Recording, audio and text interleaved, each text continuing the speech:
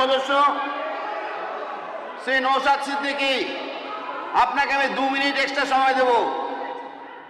2 minute extra সময়। Thank you sir, thank you sir. এত বিলে আপনি অবজেকশন দিয়েছেন, হ্রাসের প্রস্তাব দিয়েছেন, সেই জন্য। ধন্যবাদ sir. The West Bengal Panchayat second amendment bill 2026-এ বলতে দেওয়ার জন্য। চোরের ওপরে রাগ করে মাটির থালায় ভাত খাওয়ার মতো হচ্ছে। তৃণমূলের পঞ্চায়েতের সদস্যদের দুর্নীতি, তাদের অন্যায়ের দায় সারা পশ্চিমবাংলার খেটে খাওয়া গ্রামীণ মানুষের উপরে চাপিয়ে দেওয়া কোনোভাবেই মেনে নেওয়া যায় না। তাই এই বিলের উপরে বলতে ওঠে আমি তীব্র নিন্দা বিরোধিতা করছি।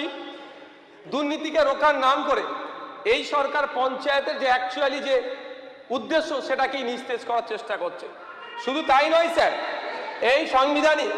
এই সংশোধনী স্যার সংবিধানের একাধিক আর্টিকেলে আঘাত করছে। Article 40, 243A, 243B, 243C, 243D এবং 243E ও 243O কে সরাসরি আঘাত দিচ্ছে। স্যার, আমরা মেনে নিচ্ছি, এটা অস্বীকার কেউ করবে না যে পঞ্চায়েত লেভেলে দুর্নীতি হয়নি, কিন্তু পঞ্চায়েত লেভেলে দুর্নীতি হলে তার প্রধান বা উপপ্রধানকে শাস্তি দেওয়ার জন্য অলরেডি বিধান আমাদের আছে। পশ্চিমবঙ্গ লোকায়ত্ত আইন 2003 বলছে কি, যদি কোনো প্রধান কোনো উপপ্রধান তার যে রাইট আছে এক্সারসাইজ করতে ব্যর্থ হয় বা দুর্নীতি করে বা ইচ্ছাকৃতভাবে সে ক্ষমতার অপব্যবহার করে, তাহলে লোকায়ত্ত আইন 2003 অনুযায়ী তার বিরুদ্ধে যদি কোনো মানুষ অ্যাপ্লিকেশন করে সেটাকে ইনভেস্ট করার ক্ষমতা রাখছে। শুধু তাই নয়, প্রিভেনশন অফ করাপশন অ্যাক্ট 1988ও বলা আছে। The West Bengal Panchayat act 1973-তে দুটো প্রভিশন দিয়ে আছে, সেকশন 213 and সেকশন 12। সরাসরি এখানে পঞ্চায়েতের প্রধান উপপ্রধান কোনো রকম দুর্নীতি করলে তার বিরুদ্ধে কি ব্যবস্থা গ্রহণ করা যায় সে কথা উল্লেখ আছে। স্যার, পঞ্চায়েতি রাজ সম্পর্কে আমি প্রথমে একটা ইন্ট্রোডাকশন দিতে চাই। পশ্চিমবঙ্গে 1973 সালে পঞ্চায়েতে আইনের মাধ্যমে ত্রিস্তর পঞ্চায়েত ব্যবস্থা প্রবর্তিত হলেও যা কার্যকর হয় 1958 সালে বামফ্রন্ট সরকারের মাধ্যমে।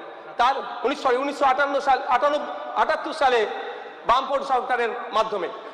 তারপর থেকেই স্যার প্রতি 5 বছর অন্তর নির্বাচন হয়ে আসছে।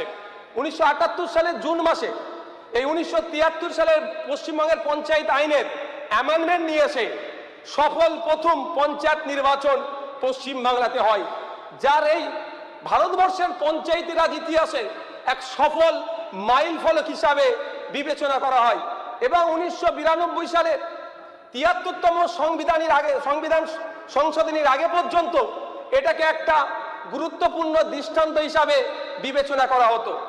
আসলে স্যার, পশ্চিমবঙ্গে প্রথম পঞ্চায়েত নির্বাচন 1956 সালে হয়েছিল, আইন তৈরি হয়েছিল 1956 সালে, ওই বছরই নির্বাচন হয়েছিল। তারপরে দ্বিতীয়বারের জন্য 1963 সালে আইন তৈরি হয়, নির্বাচন হয়। কিন্তু দুটো নির্বাচনীতেই দেখা গিয়েছে গ্রামের খেটে খাওয়া মানুষের অনুপস্থিতি এবং তাদের পঞ্চায়েতে তাদের অ্যাচিভমেন্ট বা অ্যাচিভ তারা করতে পারতো না। ফলে ত্রিস্তরীয় পঞ্চায়েত ব্যবস্থা 1978 নিয়ে এসে প্রথম লক্ষ্যই ছিল ক্ষমতার বিকেন্দ্রীকরণ ঘটিয়ে তৃণমূল স্তর পর্যন্ত এর পরিষেবা পৌঁছে দেওয়া।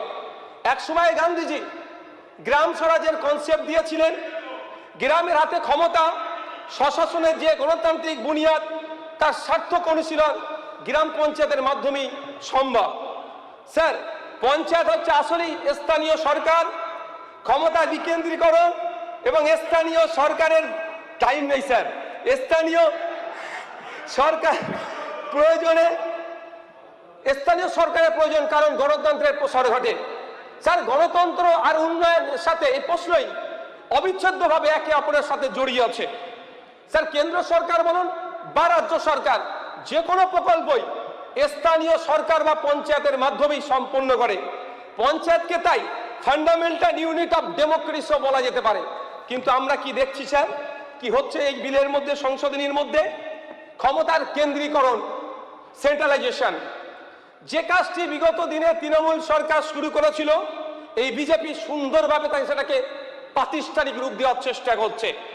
আমলা নির্ভর হলে কি স্যার দুর্নীতি মুক্ত হয়ে যাবে?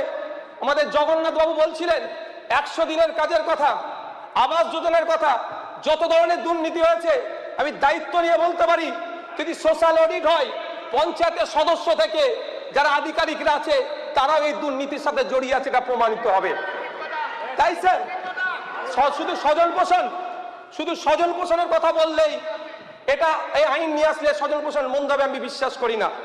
কারণ স্যার যেগুলো সংশোধন করা হচ্ছে যেমন 16B 45 সেকশন 214 এর দ্বারাই দেখা যাচ্ছে জনগণের দ্বারা নির্বাচিত জনপ্রতিনিধির ক্ষমতা কেড়ে নেওয়া হচ্ছে, ক্ষমতা খর্ব করে প্রশাসনিক আমলাদের হাতে ক্ষমতা তুলে দেওয়া হচ্ছে। পঞ্চায়েতি রাজের অ্যাকচুয়াল যেটা লক্ষ্য উদ্দেশ্য সেটাকে ডাইলুট করা হচ্ছে। স্যার এটা গণতন্ত্রের জন্য স্বাস্থ্যকর নয়, অশানী সংকেত বলে আমরা মনে করছি। স্যার আসলে টপ টু বটম লেভেল পর্যন্ত বিজেপি একটা আমরা দেখেছি যে ক্ষমতার কেন্দ্রীকরণ করার এবং আমলাতান্ত্রিক হয়ে যাওয়া, এর বাইরে না স্যার। যদি এই ক্ষমতাই কেড়ে নেওয়া হয় পঞ্চায়েত রেখে লাভ কি sir? West Bengal state election কমিশনকে দিয়ে কোটি কোটি টাকা খরচ করে নির্বাচন করাটাও আমার মনে হয় বৃথা, ওটাও তুলে দেওয়ার তাহলে ভাবনা নিয়ে আসা হোক।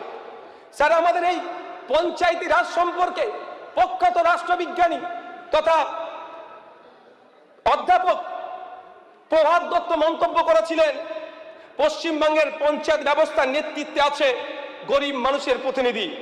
এদিক থেকে পশ্চিমবঙ্গের পঞ্চায়েত ভারতবর্ষের নজিরবিহীন, সম্ভবত এক ধরনের শুদ্ধ জাগরণ। তাই গত 15 বছর ধরে পিসি ভাইপোর সরকার মিলে পশ্চিমবাংলার পঞ্চায়েত ব্যবস্থার কোমর ভেঙে দিয়েছে। 2012 সালে প্রথম আক্রমণ নেমে আসে বিকেন্দ্রীকরণের উপরে, সেটা মুর্শিদাবাদের উত্তর 24 পরগনার জেলা পরিষদকে কেড়ে নেওয়ার। এই মমতা ব্যানার্জির আক্রমণের হাত থেকে নদিয়া জেলা, মুর্শিদাবাদ জেলাও বাদ যায়নি। নির্বাচিত জনপ্রতিনিধিদেরকে সরিয়ে দিয়ে গ্রাম উন্নয়নের দায়িত্ব আমলাদের হাতে ন্যস্ত করেছিল তৃণমূলের সরকার। আর সেই কাজটি আজকে দেখছি এই সরকার আরো জোরদার করতে চাইছে। যদি গণতন্ত্রের সবচেয়ে নিম্ন স্তরের এই প্রতিষ্ঠান আজকে আক্রান্ত হয়, নির্বাচিত জনপ্রতিনিধিদের ক্ষমতা খর্ব করা হয়, তাহলে গণতন্ত্রের সম্প্রসারণ কতটা সঠিকভাবে হবে সে স্যার প্রশ্নের সম্মুখীন হচ্ছে। স্যার আমরা সবাই দায়বদ্ধতা, সোশ্যাল অডিট, স্বচ্ছতা, ভিজিলেন্সের পক্ষপাতের বিরুদ্ধে নয়। আমি ব্যক্তিগতভাবে চাইব ভাঙড়ের 13টি অঞ্চল সহ রাজ্যের 3379টি অঞ্চলে সোশ্যাল অডিট করা হোক, জনসম্মুখে আনা হোক কোথায় কি দুর্নীতি অন্যায় হয়েছে কি, এবং এর বিরোধিতা আশা করছি কেউ করবে না। ভিজিলেন্স কমিশন গঠন করা হোক, স্বচ্ছতার জন্য ওয়েবসাইট ডিসপ্লে বোর্ড লাগানো হোক, টেন্ডার কোথায় কিভাবে হচ্ছে, কে পাচ্ছে না পাচ্ছে তার স্বচ্ছতা নিয়ে আসা হোক, কাজের হাল হকিকত অনলাইনে আপলোড করা হোক, সাথে সাথে কত টাকার টেন্ডার হচ্ছে সেইগুলো নিয়েও আলোচনা হোক, তাহলে একটা অ্যাকাউন্টেবিলিটি থাকবে। কিন্তু দুর্নীতির নাম করে গণতন্ত্রের এই বিকেন্দ্রীকরণের ভাবনাকে বাতিল করা বা জনগণের দ্বারা নির্বাচিত জনপ্রতিনিধির ক্ষমতা খর্ব করে এক্সিকিউটিভ পাওয়ারের হাতে তুলে দেওয়া এই গণতন্ত্রের জন্য শুভনীয় নয়। স্যার বিগত সরকারের আমলে দেখেছি জেলা পরিষদ থেকে শুরু করে বিভিন্ন 3 টায়ারের ক্ষেত্রে যখন যারা পরাজিত হয়েছে তাদেরকে ভয় দেখিয়ে বকলমে ক্ষমতা দখল করেছে। আজকেও কোনো না কোনোভাবে সেই কাজের দিকে এগোচ্ছে। স্যার পরিশেষে আমি একটা প্রস্তাব রাখবো, যখন পঞ্চায়েত নিয়ে আলোচনা হচ্ছে, ওয়েস্ট বেঙ্গল স্টেট ইলেকশন কমিশনের আন্ডারে এটা চলে, রাজ্যের বিভিন্ন প্রান্তে কান পাতলে শোনা যায় যে জনপ্রতিনিধিদের শিক্ষাগত যোগ্যতা নিয়ে ভারতবর্ষের অনেক রাজ্য আছে, যেমন আমি হরিয়ানার কথা যদি বলি, সেখানে দেখা যাবে জেনারেল মেল ক্যান্ডিডেটের ক্ষেত্রে মাধ্যমিক পাস হতে হয়, জেনারেল ওমেন অ্যান্ড এসসি মেলের ক্ষেত্রে 8ম শ্রেণী পাস হতে হয়, তফসিলি এসসি নারীদের জন্য শুধুমাত্র পঞ্চায়েতের জন্য 5ম শ্রেণী পাস হতে হয়। শুধু তাই নয়, হরিয়ানাতে যে এতে পার্টিসিপেট করতে গেলে প্রত্যেকের বাড়িতে একটা ফাংশনাল টয়লেট রাখতে হবে, এও আইন আছে।